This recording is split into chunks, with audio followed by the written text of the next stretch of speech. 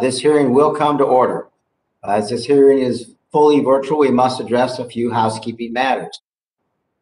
For today's hearing, the chair or staff designated by the chair may mute participants' microphones when they are not under recognition for the purposes of eliminating inadvertent or advertent background noise. Members are responsible for muting and unmuting themselves. If I notice you have not unmuted yourself, I will ask if you would like the staff to unmute you. If you indicate approval by nodding, staff will unmute your microphone. I remind all members and witnesses that the 5-minute clock still applies. We're going to try to do 2 rounds today, folks. So please try not to ask the most lengthy, complicated question with 30 seconds left. If there is a technology issue, we will move to the next member until the issue is resolved. And you will retain the balance of your time. You'll notice a clock on your screen that will show you how much time is remaining. At the 1-minute mark, the clock will turn to yellow. At 30 seconds, I will gently tap the non-existent gavel to remind members that time has almost expired. When your time has expired, the clock will turn red, and I will begin to recognize the next member. In terms of speaking order, we will follow the order set forth in the House rules, beginning with the chair and ranking member, then members present at the time the hearing is called in order will be recognized in order of seniority, and finally, members not present at the time the hearing is called. Finally, House rules require me to remind you that you have set up an email account to which members can send anything they wish to submit in writing at any of our hearings and markups. That email address has been provided in advance to staff. This morning, or this afternoon, we welcome the Acting Director of the Office of Management and Budget, Shalanda Young. I should say we welcome back because the committee knows the Acting Director very well. She worked for the committee for 14 years, serving as Democratic Staff Director beginning in 2017. I am thrilled that President Biden has chosen Ms. Young for this role. He could not have made a better choice for one of the government's most important and influential positions. Be warned, Ms. Young, that we know well the great job you did on the Appropriations Committee, and we have equally high expectations for you in your new role. In Chicago, instead of saying to the spoils go, the victors go the spoils, it's the other way around. So congratulations, sometimes condolences. The task is at hand. We know you'll do great. We last had OMB testify before this committee in March 2020, and obviously a big difference in a year. At that time, we heard about a budget that aimed to drastically shrink almost every part of the federal government except for defense. That view of limited government has not aged well. It was swift action by Congress and execution by federal agencies that allowed us to deliver much needed support to the American people during the COVID pandemic and develop the vaccines that are helping us emerge from this crisis. This year's budget builds upon the lessons of the last year by recognizing the important role of the government in making long overdue investments in critical domestic programs. The budget proposes necessary increases to ensure that we can deal with the lingering effects of the pandemic and help us become more resilient against future crises. It takes steps to address the structural, economic, and racial inequalities highlighted by the pandemic, alleviate poverty, and ensure that we have a society that works for everyone. It recognizes the urgency of taking aggressive action to mitigate an existential threat to America and the rest of the world, climate change. I look forward to discussing these proposals with you in more detail, Acting Director. What is true in the large scale is also true in the smaller scale. The last administration undermined the authority of OMB career staff, overrode their expertise to legally delay and divert funds, and attempted to remove their job security. Many experienced staffers left the agency, and we fear that may have left federal service forever. According to the most recent Federal Employee Viewpoint Survey, job satisfaction at most agencies improved in 2020, but it plunged at OMB by 16%. This year, the new leadership team is placing a priority on supporting and expanding the OMB career staff. The agency is asking for $121.9 million in fiscal year 22, a 14.3% increase over fiscal 21 to help rebuild the agency's expertise and morale. Acting Director, I look forward to discussing with you in more detail these OMB initiatives and how you will leverage the experience you gained and the committee to maximize the impact of any new federal agency. Again, congratulations on your new role. Before we turn to the acting director, I would like to recognize Ranking Member Mr. Womack for his remarks. Thank you, Mr. Chairman, and welcome back to the committee, Acting Director Young. Let me congratulate you on your confirmation. Thank you for your years of service to the committee and the American people. We've missed you, but are pleased that such a talented and dedicated person is managing the budget process for the new administration. Let me just say, as a matter of personal pride, the work that you helped us do on the Joint Select Committee on Budget Process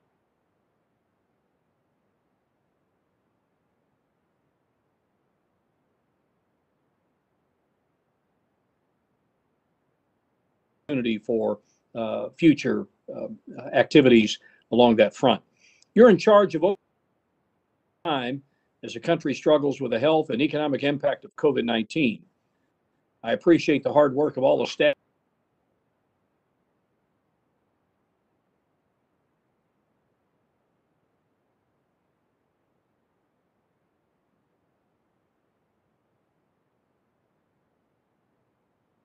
mandatory and discretionary spending, along with massive tax increases. I'm concerned that the excessive level of federal spending by this administration will lead to both inflation and historically high debt that will hinder the recovery and burden future generations of Americans. I'm also troubled that while proposing significant spending increases for most agencies and programs, the administration's discretionary proposal shortchanges the resource needs of our military and for border security. Our nation faces real national security threats from adversaries such as China and Iran, and now is not the time to be complacent.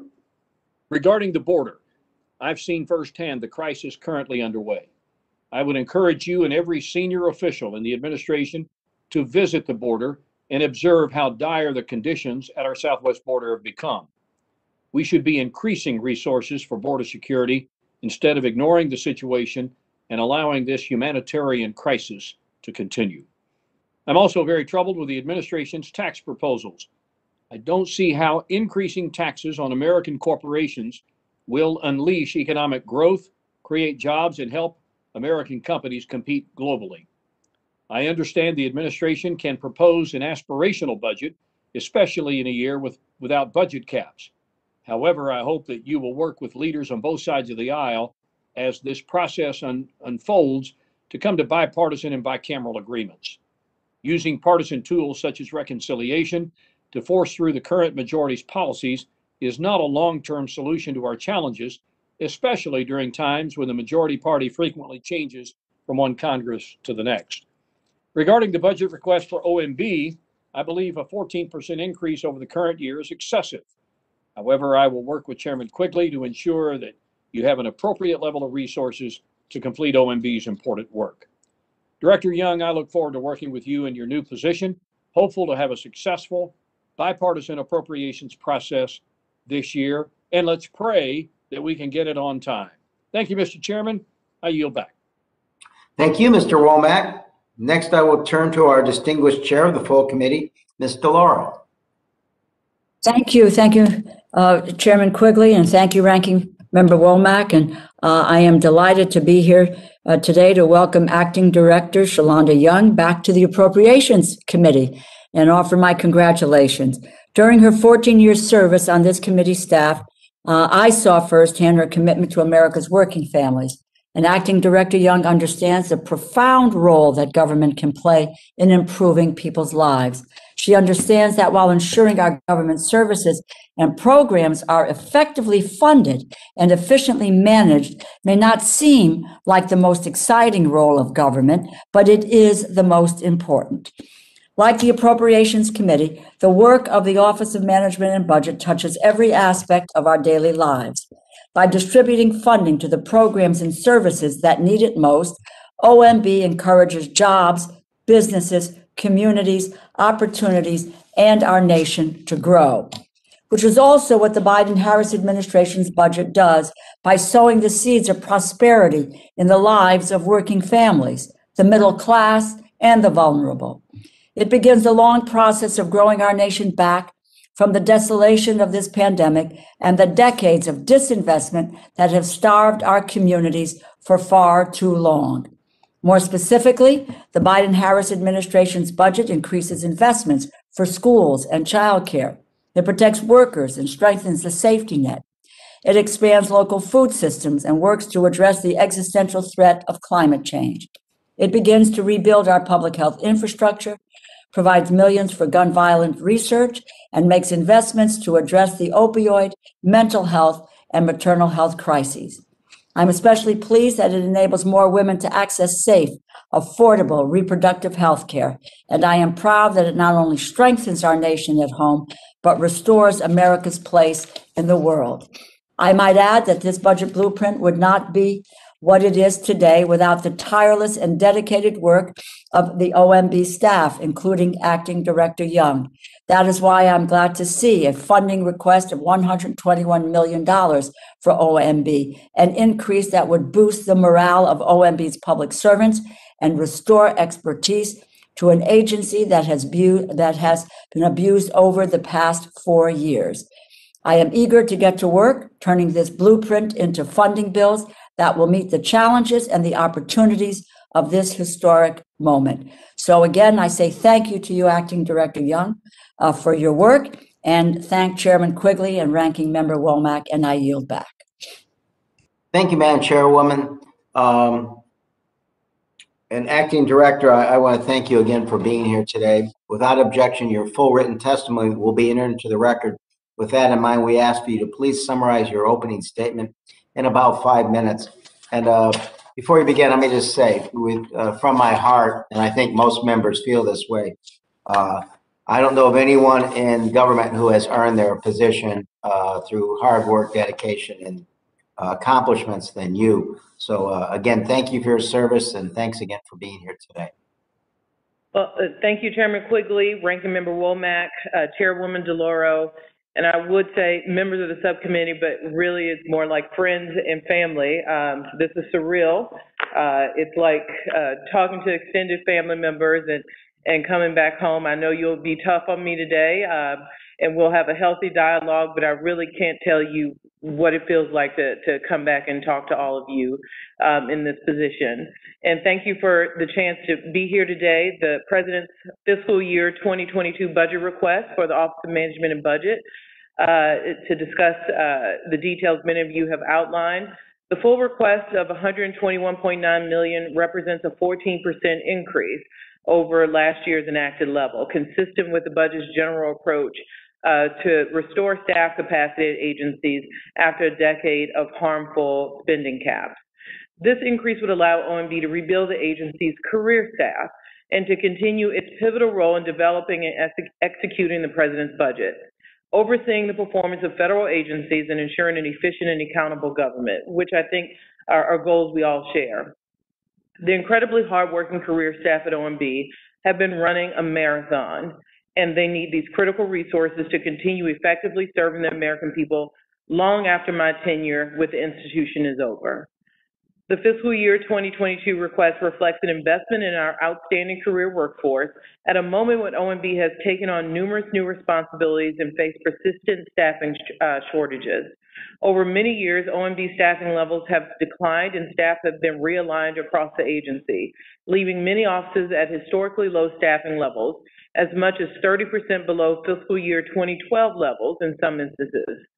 The requested increase is entirely for career positions, and more than half of the estimated increase in staffing is for existing positions that OMB has not been able to fill since fiscal year 2020. OMB is also requesting $10.4 million for the Information and Technology Oversight and Reform Fund, what we like to call ITOR. The requested ITOR funding also represents an investment in staff, enabling the OFCIO to reach 46 full-time employees. This staffing level is critical to the delivery of the OFCIO's important mission of providing strategic direction and oversight for the development and management of IT and cybersecurity across the federal government in the wake of SolarWinds and other recent attacks. OMB's request also includes funding to restore a paid intern program, which I know many of you on the Hill are operating under and helped start on Capitol Hill.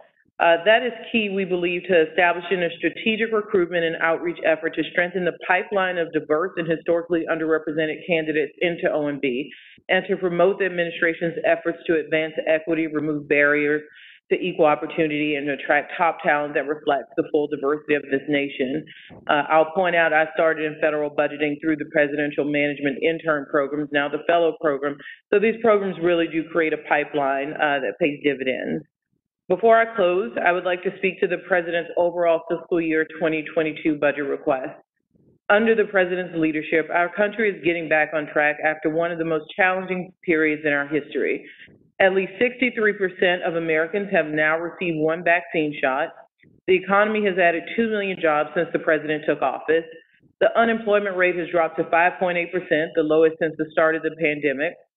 A very encouraging sign is the decline we see in the long-term unemployed by 431,000 last month, as well as the decline in those seeking initial claims of unemployment by about half of what they were in January. All of this is due in no small part to the American Rescue Plan, which put money in pockets and shots in arms. The President's budget before you builds on this economic momentum to reimagine a new American economy that invests in the middle class and those trying to break into the middle class.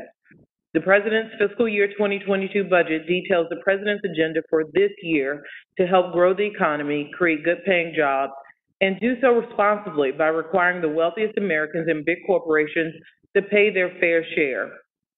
It includes the two historic plans the President has already put forward, the American Jobs Plan and the American Families Plan, and reinvest in education, research, public health, and other foundations of our country's strength through the discretionary request.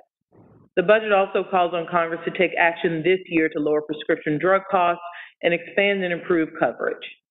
And it does all of this while proposing long overdue changes in our tax code that will improve our country's long-run fiscal health and help lay the foundation for shared prosperity. Thank you for the opportunity to be here today, and I look forward to your questions. Thank you. We'll now turn to questions. With the utmost respect, I'll defer to the chairwoman of the full committee, Ms. DeLauro, for any questions she might have. Thank you very much, Mr. Chairman. And let me just, I have a couple of questions. I'll try to do it in the allotted time. The budget does propose sweeping generational changes, restructures the role of government, expands economic opportunity, improves education, deals with a climate crisis. But it also includes programs that continue to address the pandemic and its economic and health implications, the racial and economic equity, and public health infrastructure. As pointed out, that many of these proposals are in the American Jobs Plan, the American Families Plan, which is bundled together much of the administration's infrastructure, caregiving, and educational legislative proposal. The budget proposal is not about returning to normal. For far too many Americans, normal was never fair, equitable, or just. Can you discuss how the President's budget moves us forward to build that architecture for the future?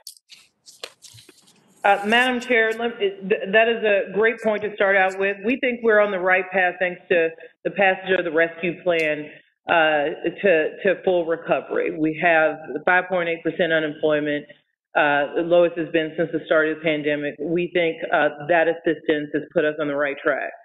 What the Jobs and Families Plan is intended to do is exactly what the President has promised the American people. Before the pandemic was not good enough. We have to reimagine the economy so that all can share in the prosperity of this country. You talked about pandemic response.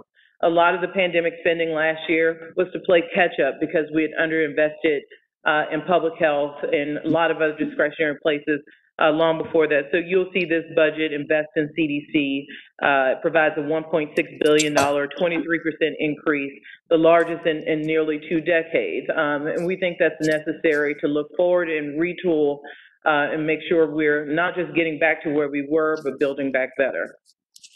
Mm-hmm. With looking at you mentioned the pandemic, and if you could just elaborate more on the investments across the agencies with respect to the pandemic resilience and recovery.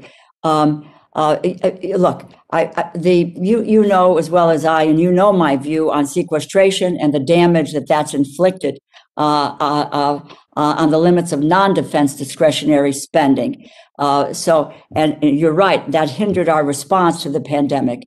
So just thinking about some of these investments and where you think that we were able to go with that, and if we have if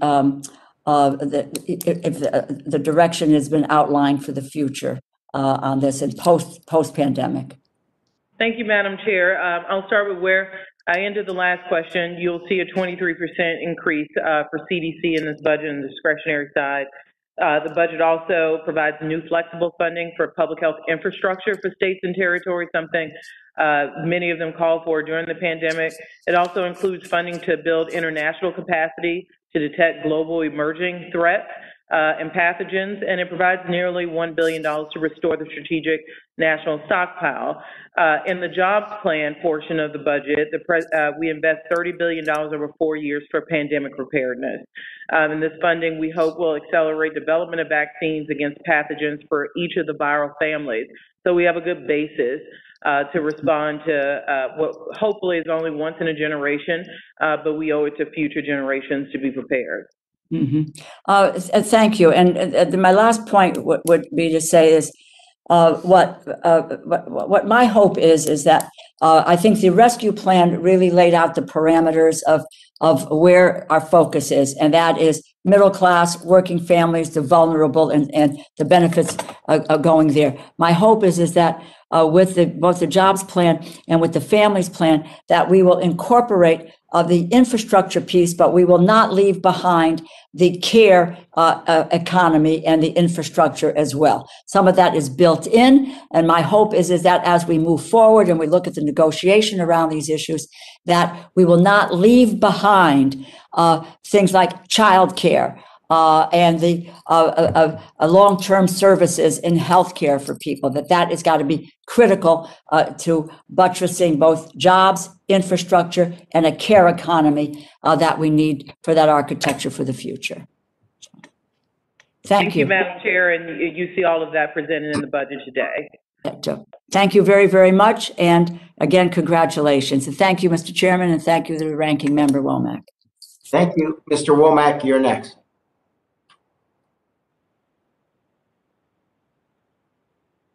So that means you're going to defer your questions. The Bureau of Labor. Well, I let the chairwoman of the full committee go before me, so I'll go after you. And that is very gracious of you, Mr. Chairman. Director Young, the Bureau of Labor Statistics reported last month that over the past year, CPI increased by 4.2%, the largest 12-month increase since September of 2008. I'm concerned that as the post-pandemic economy grows and the federal government is still spending as if we're in the height of the pandemic, inflation will continue to rear its ugly head. How high will the CPI have to increase before you believe it's a problem for Americans? Or do you believe this is really a temporary issue? Thank you, Ranking Member Womack. Clearly, we have to watch this. We have a team of economists from Secretary Yellen, C.C. Rouse. Really, we also have to, acknowledge the Fed has the tools to deal with a lot of these issues, but we absolutely are keeping an eye on these. We do believe, though, that what we're seeing are base effects coming out of a pandemic year with depressed low prices. So it matters what you compare current prices to, and we aren't seeing the long-term indicators that would suggest that we're going anywhere close to the inflation levels I know many of us would be concerned about in the 70s. So we continue to monitor, but we're just not seeing the long-term effects and think we remain well anchored in the long run.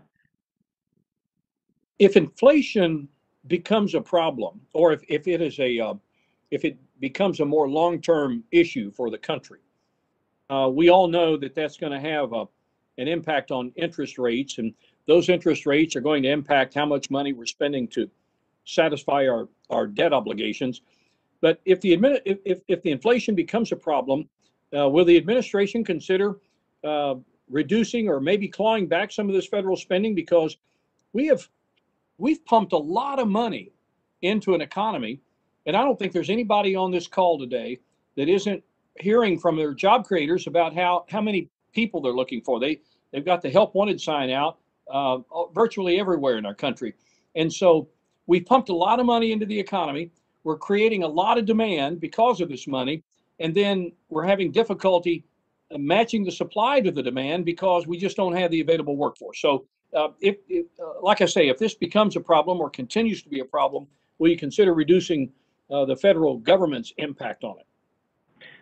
Ranking Member Womack, I want to make sure I point out, kind of as a reference to what I talked to the chairwoman about, yes, we believe we appropriately spend it at a time when Americans were dying at a rapid rate of COVID for the rescue plan.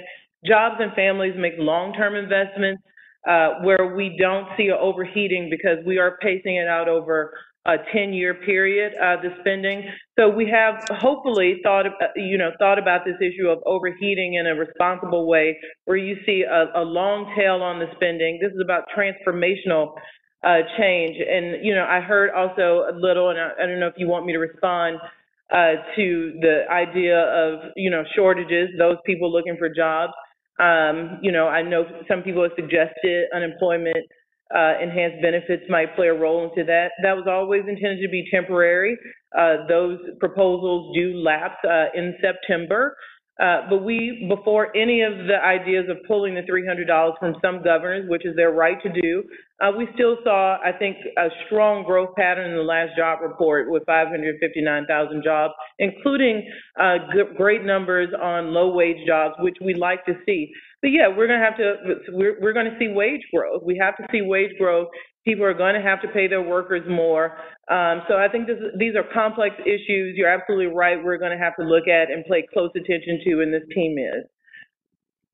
So a real quick question about debt and deficit, and then I'll yield back. And that is, we're in uncharted territory, in my opinion. Debt held by the public can grow from 21 trillion in fiscal 20 to 39 trillion in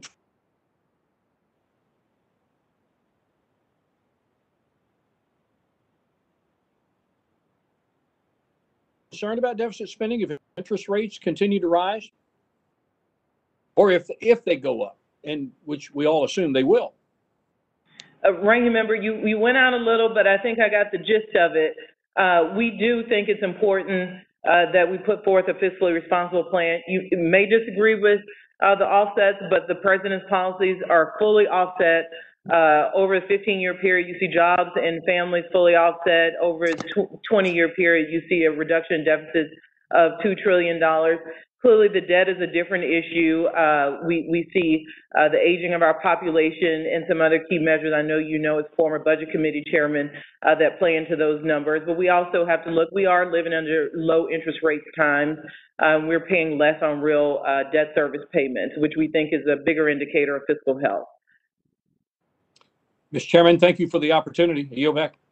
Thank you. And just so folks can check it out before I begin, your service seems to be popping in and out a little bit occasionally.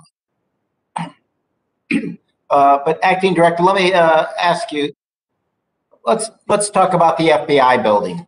The GSA comes through this subcommittee. In 2021, we included language requiring GSA to set up a plan for the new headquarters. During conference negotiations, that turned to statement language. But does the administration currently have a plan to provide to Congress about a new FBI building? This administration is coming in here. We think it's appropriate to review where we are with regard to the FBI building. We have to work with the FBI to figure out what the director believes is the appropriate scope and location. We don't believe we can just pick up where the last administration left off. So I would think you want us to take some time and make sure we get this right. It's not only a security issue. I'm sure you all have seen the Hoover building, Mr. Chairman. It's not in the best shape. No, we have pieces of concrete landing on people's desks there. So obviously, not just for their safety, but for the efficient building that keeps us safe. That's right. We have to look at the setback requirements. But, you know, the Obama administration had one plan. The Trump administration had another plan. The FBI director has thoughts on this. So I've had at least 2 meetings on this. We need to retool and figure out, hopefully, a Biden administration plan that we can see to fruition, because the Hoover building situation can't continue. And what are we basing this on now? And I'm not suggesting anything, I just don't know. Is it the administration's understanding that Congress needs to pass, enact a legal requirement to move the project forward? I would never tell you what steps to take. I can imagine the frustration here as an issue that's been over now 3 administrations, continues to percolate. You're going to give us a certain amount of time to get this right. So I would never suggest, you know, how you go about expressing those frustrations. I will agree with you that what we have now cannot continue. But I do think we need to engage in a process with this administration to figure out what those parameters are. We know it makes sense for any government agency to have co-location. Right now, we're in many different buildings. We know the setback requirements can't be achieved necessarily at Hoover. So we are trying to work that out, but I would never suggest. I know it's a very frustrating process, and I've worked on this project for a long time from the other angle. So, you know, I share in that, and we want to move as quickly as possible.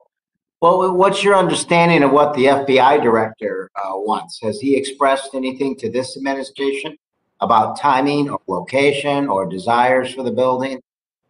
I have not spoken directly to him, so until that happens, we've had staff speak. I would want to speak to him directly before I suggest his position on such an important issue. But we will be talking in short order about this, and make sure. I'd like to point out, I know you hear a lot from GSA, but GSA does what the client asks. So we need to get a good understanding of what the client believes its needs are, so that GSA can operate from that standpoint. And of course, OMB has some equities to make sure we're doing so with taxpayers in mind, and that we're making smart decisions. So we'll weigh into that, but GSA can only do what its client has scoped out, and we really need to work that out. No, and as you sense, there's a sense of urgency on our side, on the congressional side, to move this forward and to get it, as you say, done right. Thank you. At this point, Mr. Amade is recognized. Thanks, Mr. Chairman. I appreciate your courtesies. Shalanda, good to see you. I appreciate you contacting us before the meeting to talk about, I believe the phrase you used was how I was going to be mean to you or something like that. And after much reflection, I don't think I am capable of being mean to you. So I'll go ahead and follow offline on some of the stuff we talked about, the agencies, just in terms of follow-up and that sort of stuff. But congratulations, that's quite a distinguished background you have behind you there. Although I noticed there's a wire going to one of those doors. You ought to find out what that's about. I don't know whether it's a safety thing or a Big Brother thing or whatever. But anyhow, make sure you know what's going on with that. And with that, Mr. Chairman, since the ranking member took so much time in consideration of the committee's, the importance of the committee's time, I yield back. And Mr. Chairman, can I say I'm in the appropriately named war room. I didn't know what I was coming into, so we're in the old war room in the old executive office building. But thank you, Mr. Amade, for taking it easy on me. But in all seriousness, I've always appreciated your thoughtfulness on issues, and I look forward to continuing to talk to you. Yeah, let us know if there's any battle maps in there from days gone by. Mr. Cartwright.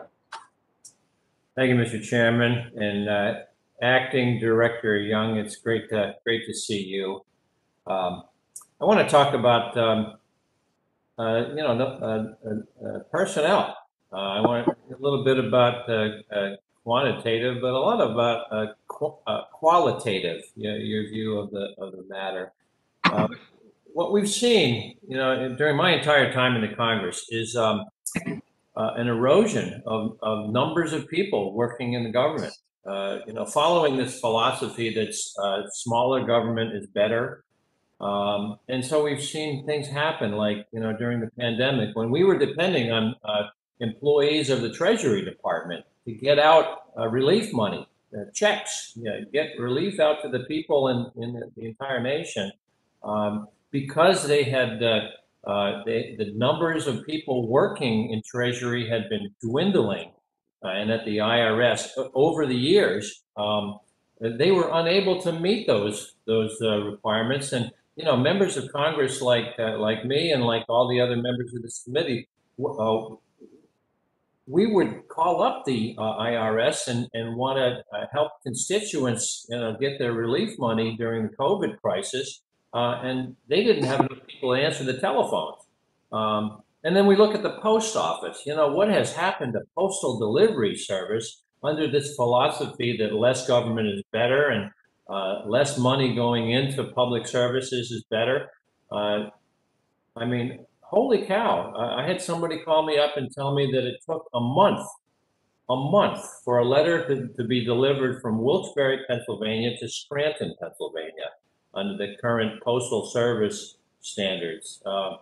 But OMB, your department, over the past decade, there's been a decrease in full-time equivalents from 527 in 2010 to 466 in 2019.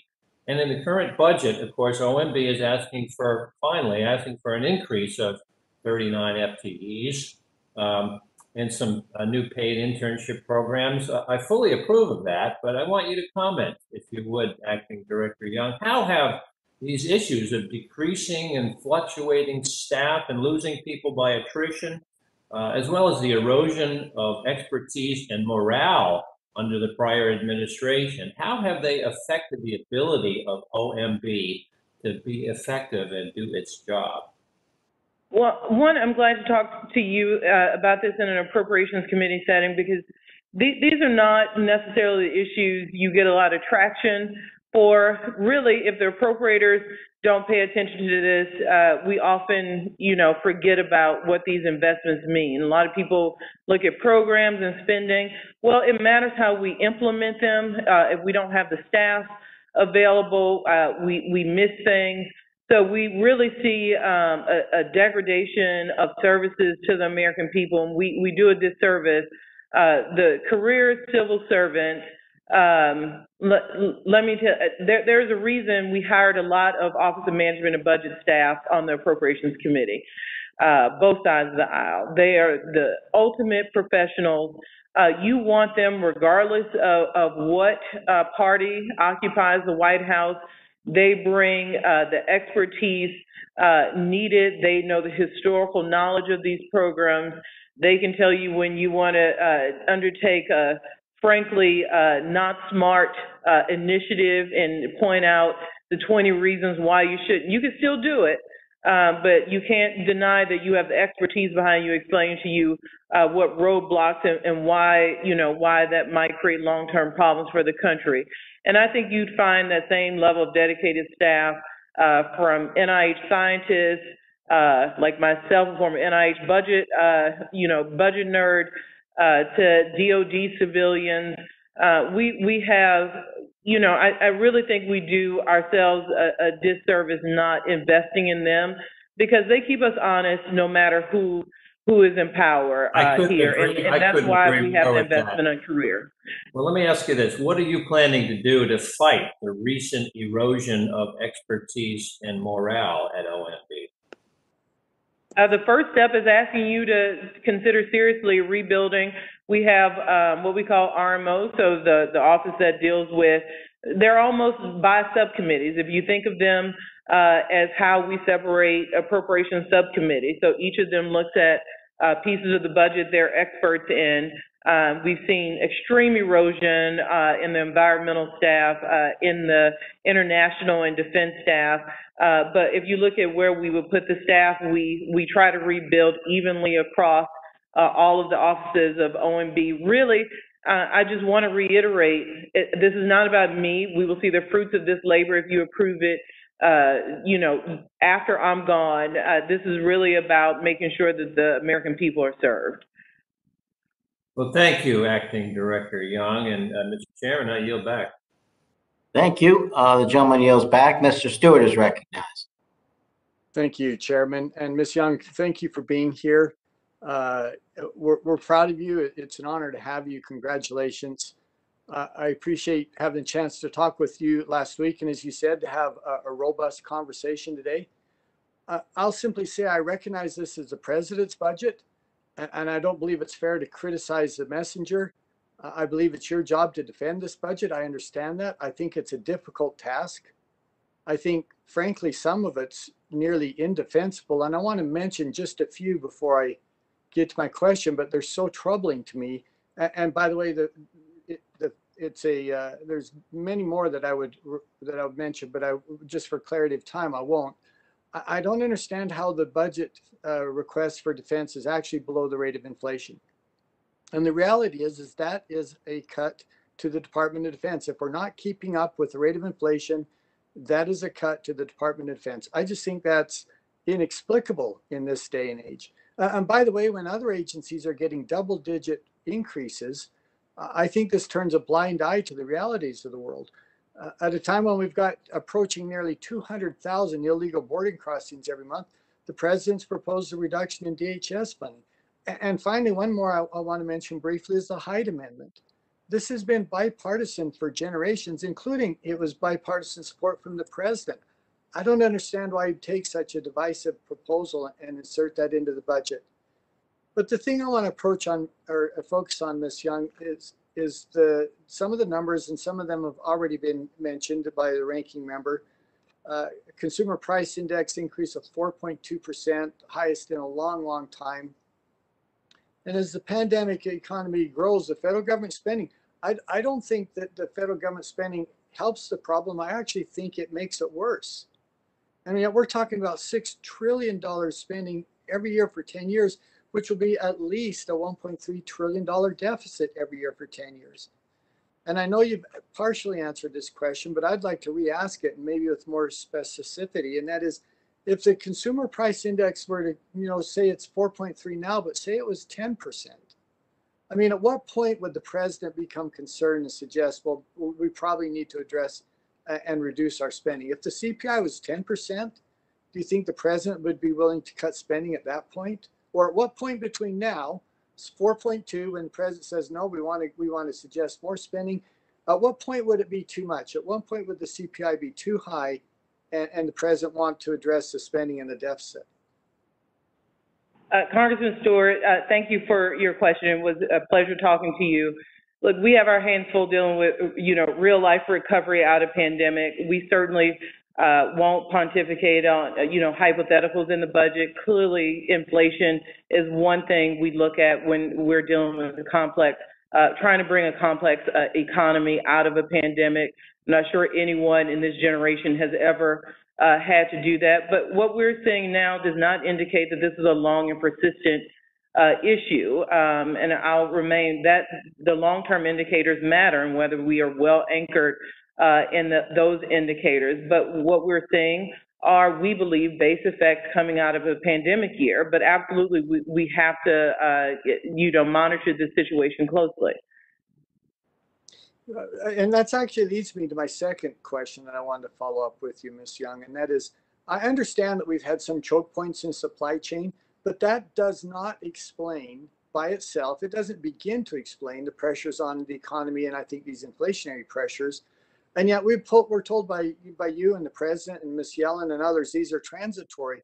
What evidence do you have that these actually are transitory inflationary pressures? I mean, when we're suggesting the type of spending that we are, when the Federal Reserve, as we know, has, I think, used virtually every tool available to them, why do you actually believe this is a transitory and not a systemic long-term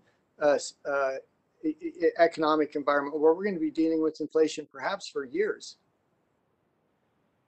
I'm happy to say this isn't just the administration saying this. We're also looking at, and we think we're in similar places, market forecasters. So yes, if we were the only people saying that, I would understand the concern. But we are in good company in believing these are short-term transitory effects of the economy. Well, and I'm out of time. I appreciate it. I mean, again, I don't think you answered my question since I was asking what the evidence is. I know there's some people who agree with that, but people are wrong all the time. Economists are wrong all the time. My heavens, I am an economist. I was trained in economics, and I know we're wrong frequently. But Ms. Young, it's good to be with you, and look forward to continuing the conversation. Thank you, Congressman. Thank you. The gentleman yields back. Mr. Bishop is recognized. Thank you, Mr. Chairman, and let me welcome the Acting Budget Director, Ms. Young. Thank you for your conversation earlier in the week. And let me associate myself with the laudatory remarks of Chairman Quigley, Ranking Member Womack, as well as Appropriations Chair, Mr. Laurel. I think I could speak for the entire Appropriations Committee in saying that we're busting with pride to have one of our family in that position. You have a portfolio of skills that are needed to effectively lead the office, and we're glad you're there. Let me go directly to my question here. On January 19th, 2021, the Metropolitan and Micropolitan Statistical Area Standards Review Committee posted recommendations to OMB concerning changes to the 2010 standards for delineating metropolitan and micropolitan statistical areas. These recommendations would raise the minimum population of cities that constitute the core of metropolitan statistical areas from 50,000 to 100,000. The proposal will go into effect in 2023. Under the current rules, metropolitan statistical areas have urbanized areas of 50,000 or more people. The latest OMB recommendations could have significant unintended negative impacts to the 6 Georgia cities that are currently located in designated metropolitan statistical areas, as well as have devastating effects on rural communities throughout the state. Our rural communities are concerned that more micropolitan areas would increase the competition for federal funding that is targeted for rural areas. In March, there was a bipartisan letter that was signed by 15 Democrats and 38 Republicans, which was sent to OMB expressing our concerns about these recommendations. Can you give the subcommittee an update on the status of these changes? One, Mr. Bishop, this issue, unlike any other since I've gotten here, shows bipartisanship is alive and well. I've heard from members on both sides of the aisle, Senate and House, about the problems this, if it went into effect, would create. We had a public comment period. You probably know after the initial change was released January 19th, we heard the outcry, but we also thought that it was appropriate to continue an open process, and we received public comments. I'm waiting for the analysis from staff about what the public comment showed us, and we'll make our final decision based on the comments we get or we receive from that public comment period. And I certainly hope, given the hugeness it means for many locals and their programs, I understand the nervousness it's creating, that we can make a decision soon. Thank you for that. Let me switch gears for a moment. Can you tell the subcommittee what you envision the role of the Deputy Director of Management to be under this administration, especially in relation to the Director of the Office of Personnel Management? The Director of Management responsibilities are codified, I think, in 31 U.S.C. 503. In your view, are there any amendments to the statutory authority that would better define or clarify the DDM's position? And in what specific ways will you expect the DDM to assist you in managing and administering the agency? Thank you, Mr. Bishop. This side of OMB doesn't get nearly the attention it should. It's extremely important as we talk about the management challenges throughout the government. You often see in the GAO high-risk list. Many of those are management challenges that have built up over the 2 decades. So I certainly expect Jason Miller, who's our Deputy Director for Management, he was confirmed by the Senate, to tackle those issues heads on. Typically, we work very closely with agency deputy directors who often deal with like the day-to-day management issues. Jason has begun meeting with all of the confirmed deputy directors to get a head start on these really tough issues that have been persistent problems like human capital. We have to get right. And speaking of human capital and how we work with OPM, we expect he and the OPM acting director will keep a close line of communications. Often OMB will send out the broad management guidance to agencies, and OPM will follow up on the detailed prescription to agencies on how they expect implementation of the broad OMB guidance sent out. I don't think that's different than how other administrations have dealt with the OMB management role in OPM. So we expect that to continue, but we expect a significant focus. We're sick of seeing some of these issues never get resolved. And I know Jason is up for the challenge, and we expect big results. Thank you, Ms. Young. My time has expired, and so I yield back my exhausted, unexpired time. The gentleman yields back. Mr. Joyce is recognized. Thank you, Chairman Quigley, and it certainly is a pleasure to be with you today, Acting Director Young. I know this may surprise you, but I want to ask you about the sage grouse. Obviously, Amadei must have his volume off because now we had a lovely discussion the other day about the Great Lakes, and I won't bug you about the sage hen or whatever the hell it's called. And I appreciate that the president's budget, while increasing it, did not. The Great Lakes Restoration Initiative did not go to the $375 million that was authorized. But I'm sure that as you move the numbers around, you'll be able to find the appropriate number there. But as you also know, the pandemic has unfortunately led to a troubling rise in addiction and drug abuse in many communities across the country. This is especially concerning for Ohioans, where the work we've done to combat the opioid epidemic is at the risk of coming back after we were starting to finally make a downward turn.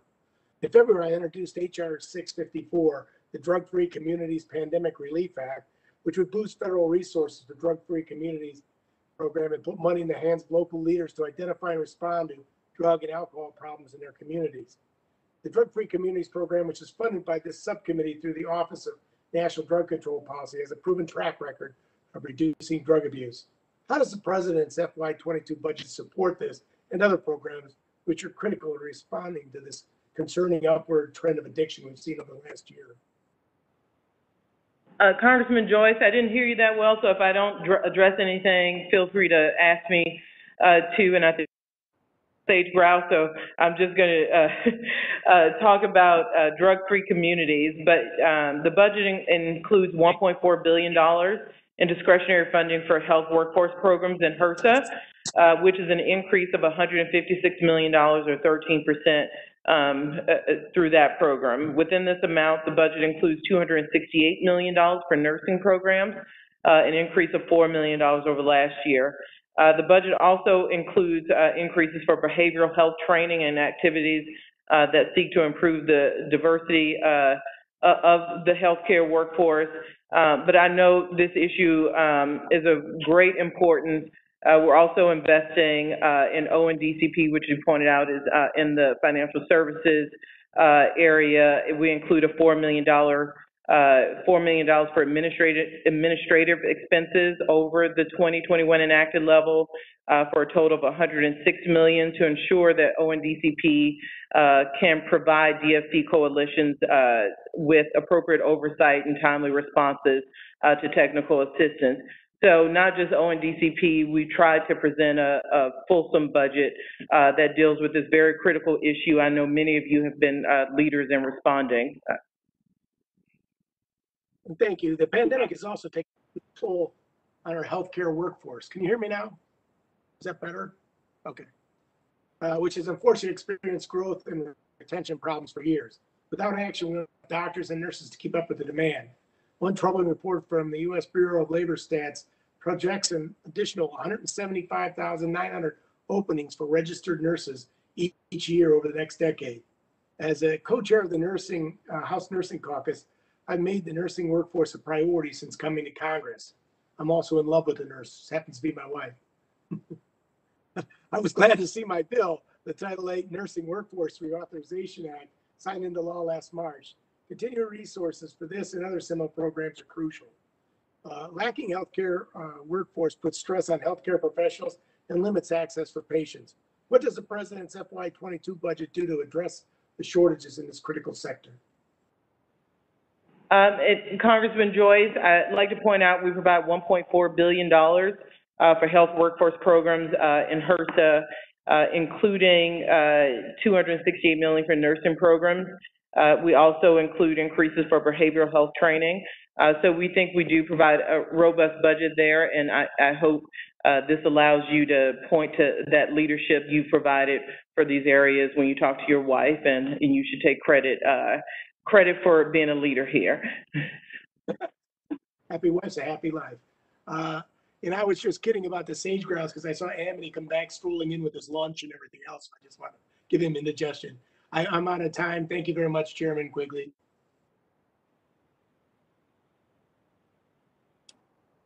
Thank you. Mr. Pocan is recognized. Thank you very much, Mr. Chairman, and it's great to see you, Acting Director Young. We miss you, and we're very excited for the position that you're now in. If I could just make two quick comments, kind of responding to some questions that people did bring up. You know, I just did a roundtable with a bunch of restaurants in the district, and I've been an employer for over 32 years here in my district. And I can tell you UI is not the problem. A lot of our industries are still really hurting. They're not back, and people need the unemployment. I think when more people get vaccinated and things get to normal, there'll be less COVID adversity. That's what I'm hearing a lot from people going back into the workforce. So I think if we all work on that, including maybe Republican members of Congress getting vaccinated, we'll all be better off and people will be getting back into the market. So I want to mention that. And to the questions on defense spending, as I mentioned to you on our call, you know, I do think there have been a lot of overdue investments that I think the president put in his budget. Very grateful for those. However, on defense in the last 4 years under the Trump administration, we had a 20% increase in defense spending at a time of relative peace that artificially rose, made the number increase quite a bit. And just the increase alone that President Biden has is more than 50% larger than the entire CDC budget, just the increase. So put me on the other side of the column from those other comments that you got, just so you have those. My question today really is I'm so glad we have investments now in a lot of areas that have been neglected for a number of years. But what really got me was an article that came out this week that says you may be paying a higher tax rate than a billionaire. And I don't know if you got a chance to see this from ProPublica, but I'll tell you, it was pretty scary in the sense that, a lot of in fact, almost all of my constituents are paying a higher tax rate than people like Jeff Bezos and Elon Musk and Michael Bloomberg and others. And, when you start seeing how they've been able to get around paying taxes, it's pretty extraordinary. In fact, at one point, I believe it was Jeff Bezos claimed a $4,000 child tax credit because of how he was able to maneuver his taxes. So I guess my question very specifically, because I so strongly believe in the investments that you have in this budget, is, what is the president's budget doing to tackle this particular problem? And what can we do to make the wealthy and the ultra wealthy, that is pointed out in this article, contribute and pay at a level that's more in line with where all of our constituents are actually paying taxes? Yeah, Congressman Pocan, happy to talk about the tax policies in the budget. I do want to point out that I won't comment on, individual tax mentions. There's an investigation going on about that particular story. So putting that aside, I would like to point out that as of 2018, the richest 400 Americans were actually paying a lower effective tax rate. That is the total amount of taxes as a share of their income than a household making around $75,000. So we do see the inheritance tax, the capital gains piece, raising the corporate rate, not back to even pre-tax cut levels, as a way to begin to bring some equity and fairness into the tax system so we can make those investments in a fiscally sound way. Yeah, I'll tell you that tax fairness, I finally was getting around my district a little bit post COVID, and, had a conversation on this article actually with some folks down in Rock County and in my district. When you look at how they've been able to, basically they don't give themselves an income, right? All of their actual income is through these other investments that are rates that none of us can actually pay. It really skews it for the wealthiest and especially the ultra wealthy. So have you guys looked at anything that we can do on the ultra wealthy so that they could perhaps pay a greater percent of what they are holding, as opposed to, just raising that top rate? If they're already not paying that top rate, unfortunately won't get after some of those folks. Yeah, we also do think if you look at inheritance tax, which, you do pass that level of wealth on from generation to generation, that is one of the ways the tax policies here could help bring that fairness to bear in the capital gains changes we have proposed in the budget. I know others have ideas that aren't reflected here, and we'll have to continue to, enter into debate about that. But we do think the inheritance piece and the capital gains piece does do something about this inherent unfairness. Great. Thank you. No, I agree with you, and I appreciate that. And I yield back, Mr. Chairman. Thank you. If we could all make sure that we are muted when we're not talking, please. Ms. Torres is recognized. Thank you, Chairman and Acting Director Young. I love saying that out loud. It's really great to see you again, and welcome to our committee. During your time on the Hill, you helped pass historic legislation, and I look forward to your continued success at OMB. I'd like to turn your attention to an issue that is incredibly important to me, and that is the status of 911 dispatchers. Before I ran for public office, I worked for 17 and a half years as a public safety telecommunicator.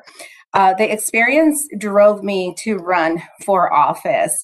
As a public safety telecommunicator and 911 dispatcher, every time you pick up the line, you make life-altering decisions.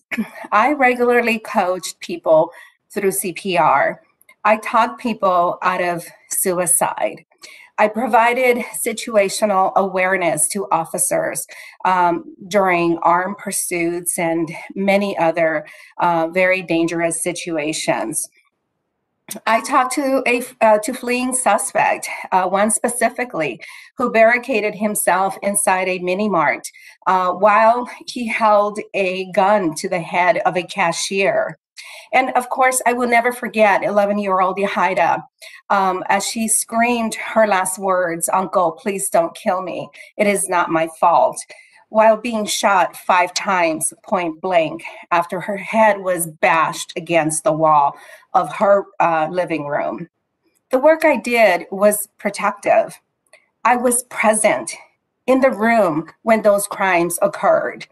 And the courts confirmed that and agree with that statement because I often was called to court to serve as the witness to the crime. In the case of little Hyde, there was a dispute of how many shots were actually fired. I heard 5. I told the officers 5, and eventually they found 5 shells. I was present.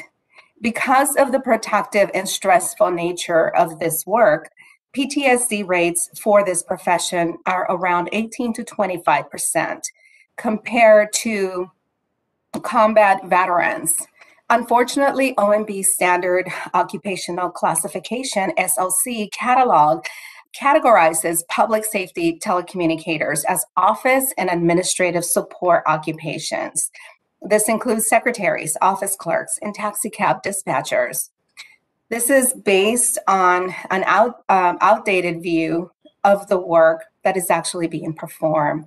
To classify a profession that has primarily female workforce, many of whom are single parents as secretaries, is antiquated.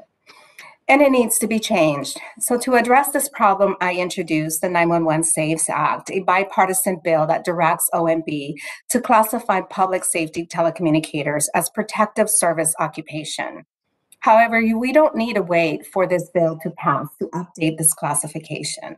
OMB can change the SOC to reflect the accurate nature of this profession on its own. So Acting Director Young, will you commit to re-examining the misclassification of public safety telecommunicators under the SOC? So one, thank you for bringing this to my attention. I want to thank you for your service. I mean, what a harrowing role to be in, and I have such strong feelings and support for what you described, and also the honorable work other dispatchers do across this country. You don't think about it often, but hearing you explain that, I think, brings it to the forefront for all of us. So thank you very much. You're absolutely right. OMB does periodically revise the SOC, the Standard Occupational Classification.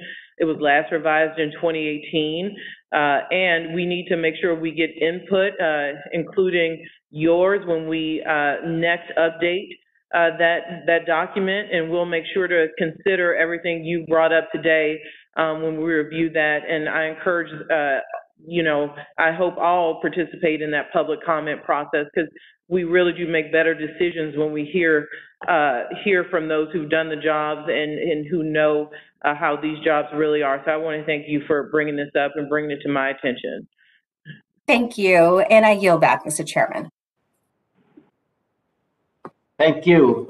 Ms. Kirkpatrick, please. Thank you, Mr. Chairman. Thank you for having this hearing. Thank you to the director for appearing before us. Couple of questions I have for you. First of all, it's great to see you, and you've been a tremendous help to my office, and I thank you for that. It's really made a difference for my district, and so thank you. I was especially pleased to see that you're seeking funding to restore OMB's paid internship program. I use a lot of interns in my office, and it allows us to hire a diverse group of talented individuals who may not have otherwise been able to afford living and working in DC. How important do you see this internship pipeline as being to OMB's future? And in a broader sense, how does this budget request ensure OMB is able to fill its ranks with top-notch talent moving forward? One, federal budget work is not something you find a lot of experts even amongst government employees. So we absolutely, need a pipeline of people who are experts in this field. The internship is one way to develop that. I talked about the Presidential Management Intern Program, now Fellow Program, that OMB has greatly utilized. I participated in that. I'm, diverse in many respects, racial diversity. I'm from a small town of 1,600. I'm not quite sure I would have found my way into the federal government, into federal budgeting, if it wasn't for an intern opportunity that allowed me to really think about federal budget. Even if I was interested in government, it's not the first thing people think about when they think about government service.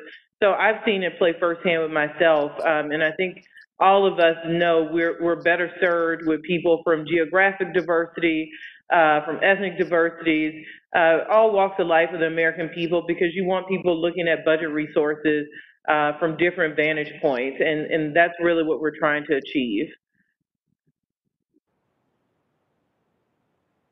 I really appreciate that answer. We want a diverse group of talented individuals, and I think the internship pipeline is a great way to fill that. I have one other question, and that's, in addition to sitting on FSGG, I also sit on the Defense Subcommittee. So I certainly understand how important it is that the United States have a strong national defense and well-funded and equipped military. That said, it's clear defense spending has grown disproportionately quickly to non-defense discretionary funding. The president's budget calls for an over $100 billion increase in this non-defense spending. In my view, this is an incredibly important investment in our nation's future. But I'd like to hear from you as acting OMB director. Why is it so important that we rebalance the scales and make sure we're investing in at least as much in non-defense spending as we do in defense spending? One, if we could take a step back and talk about this line of defense and non-defense. And remember, in non-defense, we also have several things that ensure that this country, remain competitive with countries like China. It's just as important what we spend on research and development to remain leaders in the world. Our economic strength is just as important as the strength provided through our military might. So the increases you talk about non-defense discretionary, to us, there are necessary pieces to maintain our position in the world and rebuild that position in some ways. One place we're rebuilding is in diplomacy. I think General Mattis said it best. You reduce your diplomatic budget, you may as well buy him more bullets. This budget reinvests to make sure that our strength is not just in one place, but it is in our economic outlook, and it's in our diplomacy. And that's, I think we have to look at national defense from that broader lens. Thank you so much. Like I said, it's great to see you again. I yield back. Thank you. Ms. Lawrence is recognized. Thank you so much. And to our amazing interim acting chair, whatever your title is, you're amazing beyond titles. I want to take a moment to focus on the president's budget. A federal budget is a statement of our national values. The budget is a once-in-a-generation investment in America to help grow the economy, create good-paying jobs, and to make us more competitive globally. My question is, President Biden has said he wants to make racial equality the business of the entire government. In addition to programs that deal exclusively with racial equality, how are you working to ensure that the issue of racial equality is considered in everything budgetary what the government does?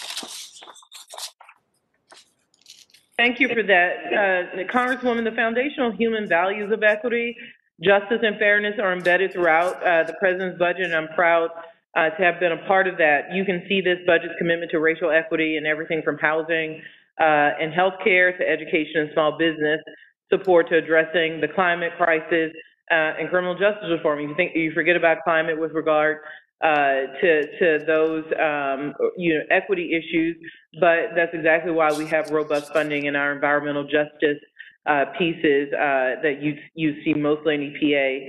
It reflects this administration's view that advancing racial equity requires a whole of government approach.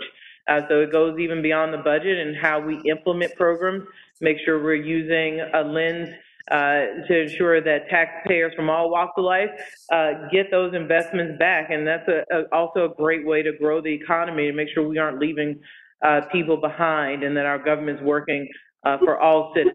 So you see it in our budget, you see it in the executive order the president signed on this issue, and we're fully committed to making sure this isn't just a short-term initiative, but just a different way of looking and doing business. Thank you for that. I appreciate everything the president has done, and I want to count on you in your role as director, whatever status that is that you will continue to use your bully platform to raise your voice when you see the budget leaving that place that we are leaving the racial diversity. I have one other question. The pandemic has worsened the challenges, including the physical infrastructure, lack of access to childcare education. And the childcare is something that's very important to me as the co-chair of the Women's Caucus. How does the president's budget help create long-term solutions to deal with these structural issues, healthcare, education, childcare?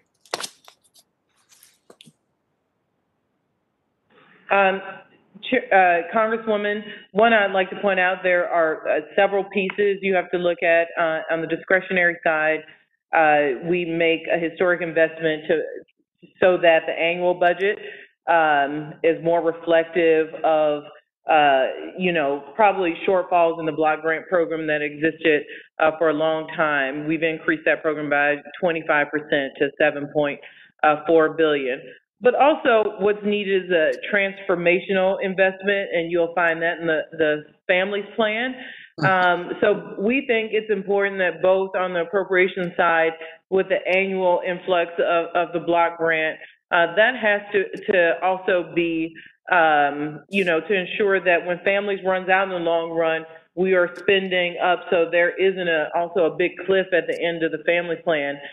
So we certainly hope, Congress looks at both those pieces. We think they work well together. They're complementary. So we need both the large investment in child care to be transformational, but the appropriations, the annual process to slowly build to make sure we're keeping up with inflation in a way that we haven't been over the last probably more than a decade in child care. Thank you so much. That's why we need you in this position, and I'm so glad you're here because COVID's been a problem for a lot of people, but I'm getting reports from not just my state, but other states that they've done a lot better.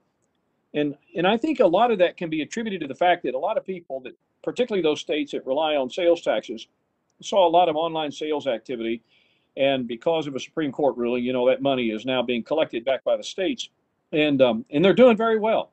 So, because this is taxpayer money and a lot of it's borrowed money, the question is about that second tranche. Given the fact that there are surpluses in places like Arkansas, even California, Wisconsin, others, shouldn't we maybe claw back some of that second tranche of money if in fact we find that it hasn't necessarily been as big a hardship as we thought it was at the time we passed that bill? Congressman Womack, the push and pull of federal spending has always been, people want to obligate quickly because they don't want these questions to arise. Well, if you didn't spend it fast, you don't need it. What we want state and locals to do is have an adequate planning process. You saw the first tranche of state and local spending last year. Many of them said they didn't have enough time. So the effort here is to make sure we aren't pushing just for the sake of pushing. We want to see fully developed plans that make sense. That's why we think it made sense to spread that out. And I heard on the radio the other day, tribal nations praising the additional time. They thought the first CARES Act, state and local, didn't give them enough time to adequately plan. So, we want to see the time spread out and make sure people are making wise decisions. And we have time to look at these plans so we know the money is going to service the people we want. And I'll point out also, Mr. Womack, we had a strong jobs package, but if you look at numbers, but if you look under that 559,000, we aren't seeing as strong of local government numbers that we need to see. We can't have state and local employees go on the unemployment roll. So we still see some indicators that show state and locals aren't necessarily doing well everywhere. Well, they're doing well in a lot of places, and like I say, if in a perfect world, who wouldn't want the federal money? But the fact is, this is a form of generational theft. I mean, we're giving money out where there is not a definitive need, and we're going to ask future generations to pay for it. And I just don't think we really should be doing that. The last question is this. I referenced you in my opening about the Joint Select Committee on Budget Process Reform. We didn't quite get across the finish line. We did some things. Where are you right now? Obviously, if you took a vote of the American people right now, if the budget process is working in the federal government, it would be a resounding not no, but hell no. Where are you right now with advocating for some changes, i.e. biennial budgets, debt to GDP targets, certain things that can constrain Congress's desire to want to continue to move these debt numbers higher and increase deficits? Where are you in relation to a timely budget process? Ranking Member Womack, I have to remind myself every day where I sit. And on this one, I have to say that the congressional budget process, that really, is for the congressional body to make a determination what works best for them. I will say, of course, clearly from this perch, we want to see as quick as on-time appropriations measures as possible. Government agencies are best when we have and work best for the American people when we have full year appropriations. So we certainly do watch the results because those matter for how we serve the people. But as for how you get there and make sure you have a system that gets on-time bills, I would leave that to you all. We have a separate branch of government, and I respect greatly, your authority through the Constitution to make those decisions. Well, we're not doing a very good job of it. With that, Mr. Chairman, thank you for the hearing. I yield back. Thank you. At this point, through staff, I understand that Mr. Bishop may have another question, if he is still on. I am, Mr. Chairman, and thank you very much for yielding. I'd like to ask the director.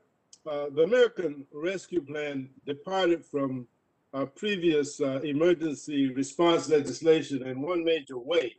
The spending was mandatory in that it was appropriated by the authorizing committees rather than discretionary spending by the Appropriations Committee.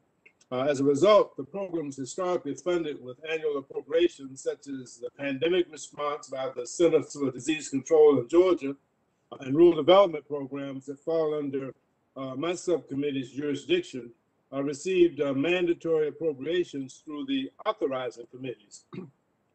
Can you tell me whether or not this approach is a one-time anomaly and that the Biden administration won't take this approach in future White House funding packages in line for congressional action?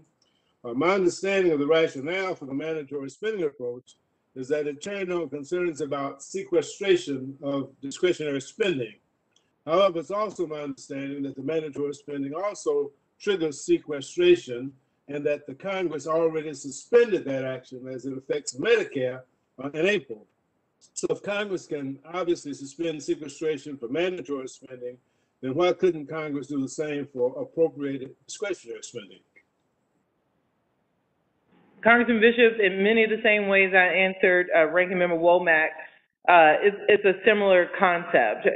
We propose a way we think makes sense from a budgetary standpoint from the administration. At the ARP, we did a similar assessment where we asked for specific programs. Here we're asking for them in either discretionary or mandatory. But really how Congress answers that call is up to you. And, that decision is much more yours on how you move, and we're not going to get in the middle of process decisions. We want to see it done. And you raise interesting points, but, frankly, past administrations have made requests of Congress on mandatory side or discretionary side, and they've answered the call for that spending on the opposite side of that ledger. So, you have the authority to make those decisions. We want to see these investments made, but I think it's best left to you and leadership on how best to make sure that investment happens. Thank you very much, and I do have to respect the seat that you are now in, as opposed to the former seat that you held. thank you very much for your cooperation and your testimony. I yield back, Mr. Chairman. Thank you. Mr. Womack, I don't believe there's any other questions on the Republican side. Is that accurate? Unless Joyce has one. David, do you have any questions? Okay, yeah, Mr. Chairman, we're finished. Okay, and the staff has informed me that there are no more other than myself on the Democratic side. Is that, if there's nobody else yelling at me, I'll assume that their staff is accurate. So that being the case, I'll take the last crack. And Madam Acting Director, I know you heard about this, issue before in all your time working on this, and I understand you heard about this in confirmation time. The Army Corps of Engineers and the OMB repeatedly making changes to their work plans, including removing essential projects for us relating to the Great Lakes. Our 21 bill included bipartisan statutory language preventing OMB from using funding to alter the work plans. And the energy and water bill also included a provision related to this, but we understand OMB staff is still making significant changes to this. Could you explain what the philosophy is there and the practices, and how we can avoid these issues as we go forward? Yeah, and we are, just as like the MSA, I've heard probably the second most on the Army Corps process. And we need to work through some things, because you're absolutely right. We are seeing, unfortunately, that probably did happen, some of the worst case scenarios, and I heard it from both sides of the aisle. I think OMB does serve a role in any administration to make sure that agency decisions are in line with the president. That's the role OMB should be serving. Certainly not to go out of our way to change projects based on who we may or may not like on a given day. These are national projects. They matter a lot to local communities, and we need to take that process seriously. So you have my commitment to do that, to work with Army Corps as a partner. Often my limited tenure here is that has not been the case. I've met with the acting head of Army Corps. We're waiting on a confirmed director, but we got to get this right, because the frustration is real, and OMB, we can do better, and we will do better, and we're working through that process.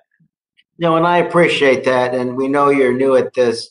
I think the most important thing is, if there are issues that OMB wants to raise, communication first is always, as you know, very, very, very helpful. And Mr. Chairman, we haven't had a work plan process yet. We get the work plan after you give us an appropriation. So that's where, I've, at least in my limited time here, seen where some of the, shenanigans may have occurred. So we have some time to make sure that does not happen, and serve a role, to make sure they're aligned with the vision when they send out projects, but not anything more personal than that. Okay, and I appreciate that. Mr. Ranking Member, do you have anything to say in conclusion? Not at all, other than congratulations again, Director Young, and we look forward to working with you. Yeah, and Director, thank you for your time today. We really appreciate it. Now we'll begin phase 2 of the 3,000 questions we have left in your opening day before us. But that's really directed to staff. Again, we wish you the best. If we can help, let us know. Otherwise, thank you so much for your service and your help, and everyone involved today, especially the staff. And at this point, this hearing is adjourned. Thank you. Thank you.